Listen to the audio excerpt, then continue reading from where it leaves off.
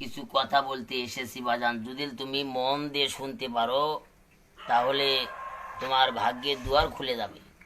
তোমার পবিত্র জবান থেকে যা বলবে তাই হবে, যে আশা করবে সে আশা পূর্ণ হবে। বাবাজি বাজান, তবে এই পবিত্র বাণী কাউকে বলা যাবে না, গোপন বাণী গোপন রাখতে হবে। বাবাজি আত্মীয় স্বজন পাড়া প্রতিবেশী কাউকে বলা যাবে না, 21 দিন পর তুমি বলবে। বাবাজি বাজান, এই দিনে দাঁড়িয়ে তোমাকে কোনো কর্ম করতে হবে না, তোমার কর্ম হবে 5 ওয়াক্ত নামাজ। বাবাজি সত্য কথা বলবে, সত্য পথে চলিবে, এতিম অসহায় গরিবের মাঝে দান খয়রাত করবে, এটাই হবে তোমার দিনের জমিনে কর্মাব্য।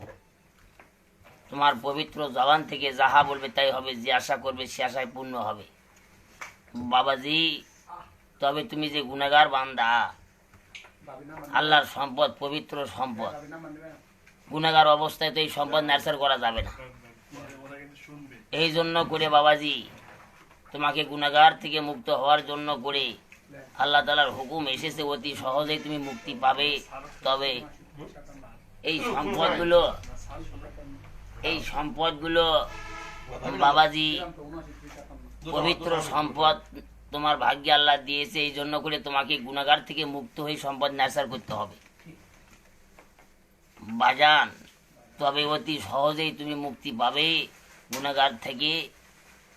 3000 একর জন জিন জাতি এই সম্পদগুলো যে আমরা পাহারা দিচ্ছি বাবাজি, সেই 3000 একর জনের মাঝে একটু মিষ্টি মুখ করাইতে হবে বাবাজি। তবে মনে কষ্ট নিয়ে খাওয়াইলে আল্লাহ কবুল করবে না, খাস মনে খাস দিলে খাওয়াইতে হবে, একটি করে খানা বাবাজি। বাজান এই যে 5 টাকা দামের একটি করে খানা, 10 টাকা দামের বাবাজি 15 টাকায়, 3টির মধ্যে তোমার যেটা সুবিধা হবে সেই দামেরই খাওয়াবে আপা বাজান। এই খানা